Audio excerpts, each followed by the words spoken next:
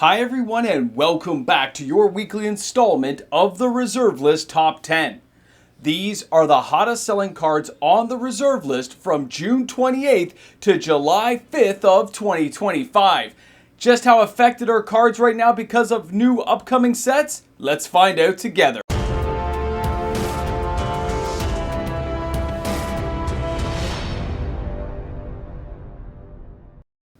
Hey guys, you're back with the Mox Man and we're talking about reserve list cards. You love these weekly updates as much as me, that's why you're here today. A reminder, if you're shopping for any of these cards on TCG Player, don't forget to use my TCG Player affiliate link. It is found in the description of this video. Now let's take a look at our number 10 card this week. And yeah, Mox Diamond from Stronghold is back on this list.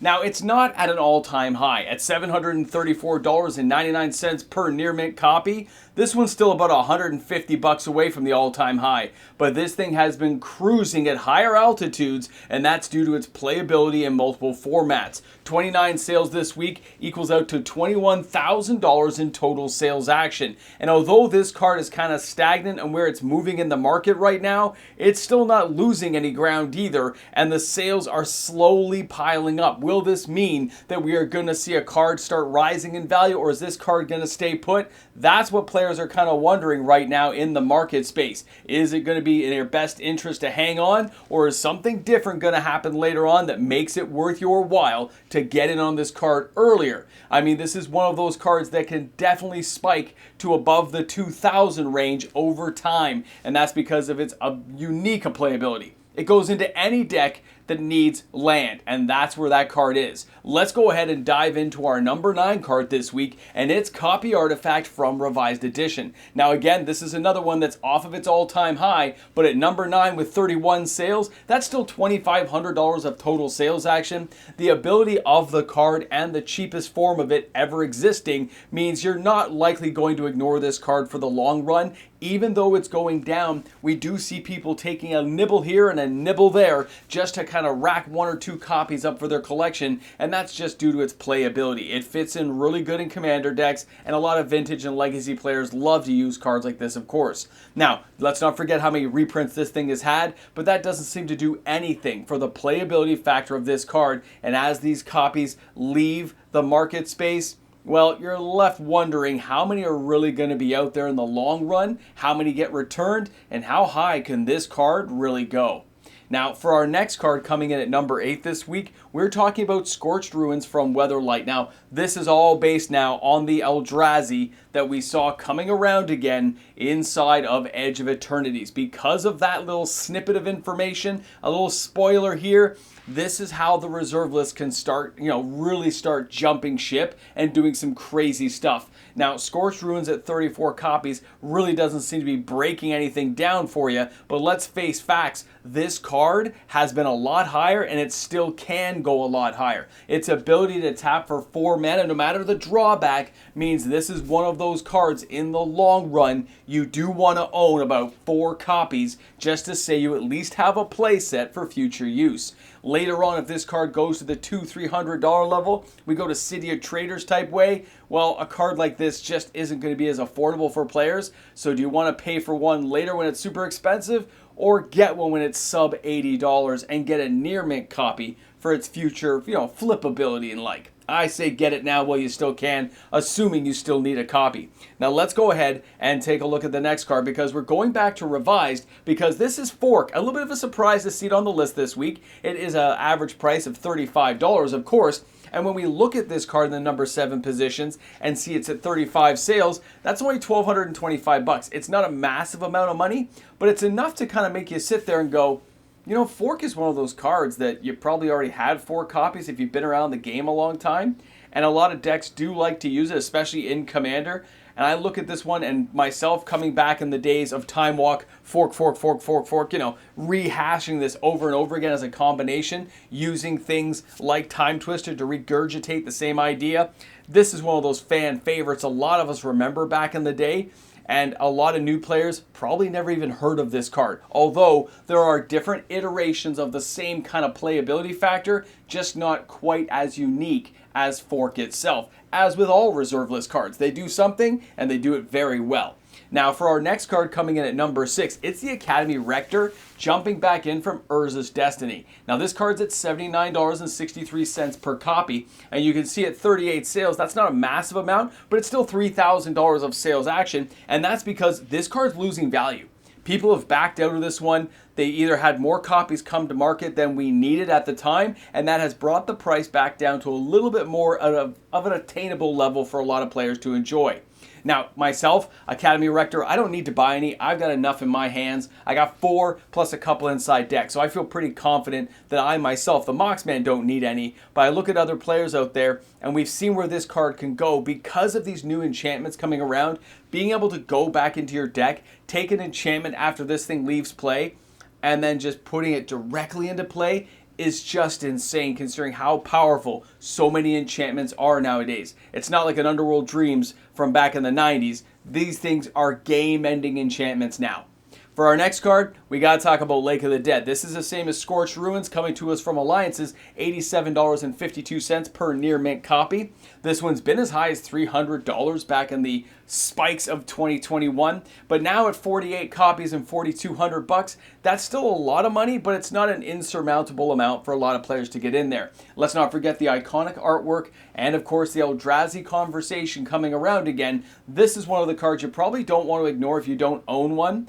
Now, the good news is there's lots of moderately and heavily played copies that are going to save you 20-30% if you need to have the card now. It's not going to hurt you, but look at that artwork. It just screams everything that is awesome growing up in Magic in the 90s. Seeing that thing again, every time I see it, it just takes my breath away and says, that is awesome artwork. I think most people are going to agree with that one. Drop a comment for Pete. I don't know the guy, but I got to say that's pretty awesome artwork. Now, for our next card today, I got to be honest, we have a few surprises this week. And this one kind of got in there too. And this is Grim Monolith, Urza's Legacy. And you can see here at $374.62, this is not a cheap card. This is now getting to mid-level reserve list cards. But 49 sales is $18,000 plus of sales action. The good news is a lot of the copies being bought are heavily played and moderately played, which means you saved a few bucks there. But not only that, when you see copies like that moving, it's not flippers and scalpers, generally speaking. It is going to be players buying these for their commander decks, buying it for future play because they're not looking for near mint. They're not looking to collect it and hold on to it. They're looking to play with this card. Now, there are other iterations of cards like this that do the same thing, but Grim Monolith at 2 casting is just too sweet of a deal for a lot of players to pass up. And when they hear about or learn about this card from the reserve list, a lot of people will save up some money, trade in some cards, and get their hands on this. And by the way, a lot of these are due to the Unfinity lands. A lot of the things that happened in today's video were trade-ins to get some of these reserve list cards. Now, the next one, Wheel of Fortune, is again the same type of situation. It's got a lot of sales this week, topping in at number 3. 68 sales, but I can tell you right now, a lot of this was trading in cards that have recently spiked inside of Final Fantasy, as well as Unfinity and a few of the Mox Amber situation, and we have cards like this now leaving the market in droves because modern cards are going to crap you in at around $100. When you crack into that market and you say, I could crack that and get that card, and it's worth that much money, I'm going to come out ahead. I can get myself that Wheel of Fortune because I just saved myself $100. It's insane that some of these new cards now can let you and allow you to go back into the market and enjoy older cards at just breakneck prices. The deal of a century for a lot of people, especially if you got in early on some of these cards and now they're just worth so much money that you can sit there and go, I can trade these in and buy power cards? That's insane. But that's where the market is right now for the reserve list. It's still expensive, but new cards are worth so much money, they're allowing players to go back and get what they want. Now, our number 2 card this week is the Sliver Queen from Stronghold. We all know the rumors. We all know what's going around. The Sliver is the boogeyman of Edge of Eternities. Nobody's seen them. Nobody's heard of them. What are you talking about? These aren't real things. Yeah, they are real. They are out there, and the multiverse should be afraid. When I see 75 sales this week, it tells me everything I need to know.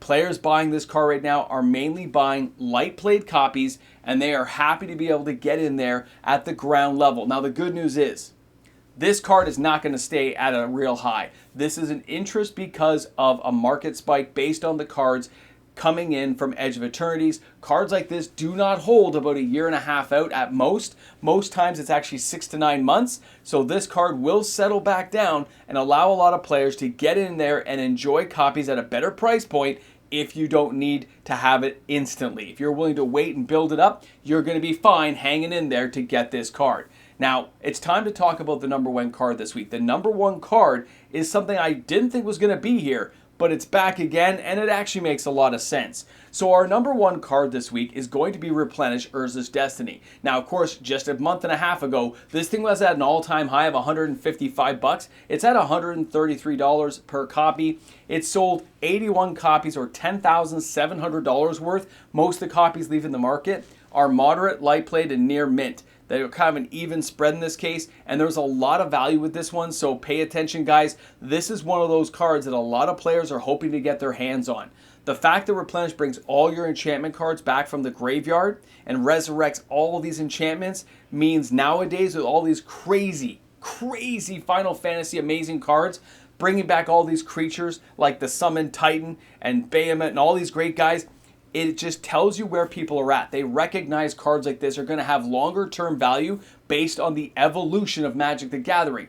Older cards can wax and wane, but certain ones like this are going to hang in there for the long run, and you really shouldn't ignore it. If you can get one, get it now while the getting's good. Let's talk about what else is going on in the market. As with any new set, Edge of Eternities brings the chance for the reserve list to shine, to bring a spotlight onto older cards that will now be recognized. Now, it doesn't have to be something like Sliver Queen, but when you take the nostalgic factor of Slivers and the fact that Sliver Queen is the only one on the reserve list, I mean, of course it's to be paid attention to. When you look at all the new enchantments we've been getting in the last 24 months, cards like Academy Rector and Replenish make perfect sense. When you're looking for the ability to draw cards and you're like, how can I make this happen? A card like Wheel of Fortune, of course, it's going to catch your eye and get your interest. But here's the real kicker. Here's the change-up that a lot of players don't always see. And that is new values of cards right now in the market we're in have so much more value than they used to. These aren't $10 and $20 mythics. Some of these cards are hundreds of dollars and allowed you to do peer-to-peer trades directly for older reserve list cards that are 30 years old. The ability to have cards you never thought possible because you didn't want to spend the money. But you open a brand new pack of Final Fantasy, you find some crazy card in Edge of Eternities, maybe some serialized card from a different set, but the value is up. The value determines that it is now worth it. And I can trade that card directly for the reserve list. I can go and get myself a Taiga, a Scrubland. I can go in and maybe trade a few cards and get myself a Volcanic or an Underground Sea. We are starting to see a leveling of the playing field for some of these values, and it is truly shocking for many people. So when you look at these new cards and you look at the value and you say to yourself, well, how often is this going to happen? It is going to continue to happen. It's not going to stop. There may be moments of pause, there may be some mistakes or some miscalculations, but the overall market right now seems to accept the new cards and the peer trading that goes on for older cards to allow players to have this new ability to access old reserve list cards. And the fact that reserve list cards are so cheap now, comparatively speaking to where they were 5 years ago, leaves you a whole new playing field of players that as they discover these cards, they have the chance to buy them. Epic times for everyone. I can't wait to see what happens next. So thanks again for hanging out. Thanks for being here on the channel today. And of course, I'll see you guys tomorrow with another video. And maybe you're going to stop by my channel tonight for the, of course, live stream, 6:30 Eastern Standard Time. We have our Patreon giveaway for the reserve list cards. Looking forward to seeing you guys there. Stop by if you get a chance. Hey guys, thanks again for being here on the channel and thanks for stopping by. A big shout out and thank you, of course, to all the amazing patrons we have here supporting the channel each and every day. I mean, if you want to be a patron, you might find a slot, but then again, maybe you can't. Don't forget that, you know what, things change every day. You may be able to find an opportunity to become a patron later on. If not, join my YouTube membership members. You can support that way as well. Thanks again, everyone. We look forward to seeing you tomorrow, of course, with another video. Welcome back to the Ramble Jamble. You made it to the end, my friends. Now, I don't have a lot to say today. We already know that the reserve list is actually doing pretty good overall, considering how expensive new cards are. It just makes the reserve list look that much cheaper. People trading into reserve list cards is always a good thing, and allowing those players access to old cards at a reasonable price is pretty epic into itself. So where does that leave us? I don't know. I have a lot of people emailing me, asking me, wait, is mine starting to lag?